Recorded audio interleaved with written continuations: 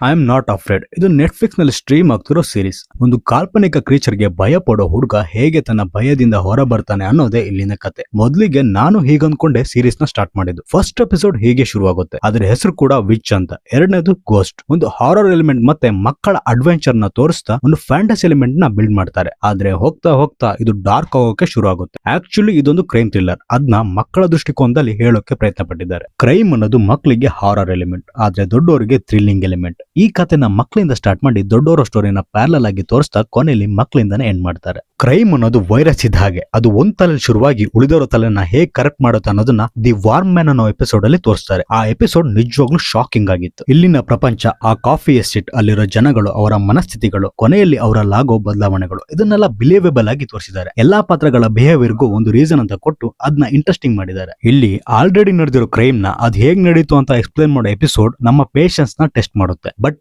ಆ ಕ್ಯಾರೆಕ್ಟರ್ ಗಳ ನಡುವಿನ ಕಾನ್ಫ್ಲಿಕ್ಟ್ ನಮ್ಮನ್ನ ಆ ಎಪಿಸೋಡ್ ಕಂಪ್ಲೀಟ್ ಮಾಡೋಕೆ ಹೆಲ್ಪ್ ಮಾಡುತ್ತೆ. ಕೆಲವೊಂದ್ ಕಡೆ ಸ್ಕ್ರೀನ್ ಪ್ಲೇಲಿ ಆಟ ಆಡಿದ್ದಾರೆ. ಪಾಸ್ಟ್ ಹಾಗೂ ಪ್ರೆಸೆಂಟ್ ಟೈಮ್ ಲೈನ್ ನ ತೋರಿಸಿರೋದು ಅದು ಚೆನ್ನಾಗಿ ವರ್ಕ್ ಆಗಿದೆ. ಈ ಸೀರೀಸ್ ಮಕ್ಕಳ ದೃಷ್ಟಿಕೋನದ ಮೇಲೆ ಹೋಗಿರೋದ್ರಿಂದ ಅವರಿಗೆ ತುಂಬಾ ಕನೆಕ್ಟ್ ಆಗ್ತೇವೆ. ಅವರ ಮನಸ್ಸಲ್ಲಿ ಏನ್ ನಡೀತಾ ಇದೆ ಅನ್ನೋದು ನಮಗೂ ಫೀಲ್ ಆಗುತ್ತೆ. ಕ್ಲೈಮ್ಯಾಕ್ಸ್ ಕಂಪ್ಲೀಟ್ನೆಸ್ ಕೊಡ್ಲಿಲ್ಲ ಅಂದ್ರೂ ಅದು ನಮ್ಮನ್ನ ಕಾಡುತ್ತೆ. ಇದು ಗ್ರೇಟ್ ವಾಚ್ ಸೀರೀಸ್ ಅಲ್ಲ, ಆದ್ರೆ ಖಂಡಿತ ಒಂದು ಒಳ್ಳೆ ಒನ್ ಟೈಮ್ ವಾಚ್ ಸೀರೀಸ್. ಆ ಒನ್ ಟೈಮ್ ಖಂಡಿತ ನಿಮ್ಮನ್ನ ರಿಗ್ರೆಟ್ ಮಾಡಿಸೋಲ್ಲ. ನೀವು ಸೈಕಾಲಜಿಕಲ್ ಥ್ರಿಲ್ಲರ್ ಕಥೆಗಳನ್ನ ಇಷ್ಟಪಡೋದಾದ್ರೆ ಖಂಡಿತ ನಿಮಗಿದು ಗ್ರೀನ್ ಸಿಗ್ನಲ್. ಇನ್ನಷ್ಟು ಸೀರೀಸ್ ಗಳ ರಿವ್ಯೂಗಳಿಗಾಗಿ ಸಬ್ಸ್ಕ್ರೈಬ್ ಮಾಡ್ಕೊಳ್ಳಿ. ಈ ಸೀರೀಸ್ ನೋಡಿದ್ಮೇಲೆ ನಿಮ್ಮ ಅಭಿಪ್ರಾಯ ಕೆಳಗಡೆ ತಿಳಿಸಿ. ನಿಮ್ಗೆ ಯಾವ್ದಾದ್ರು ಸೀರೀಸ್ ಇಂಪ್ರೆಸ್ ಮಾಡಿದ್ರೆ ದಯವಿಟ್ಟು ತಿಳಿಸಿ.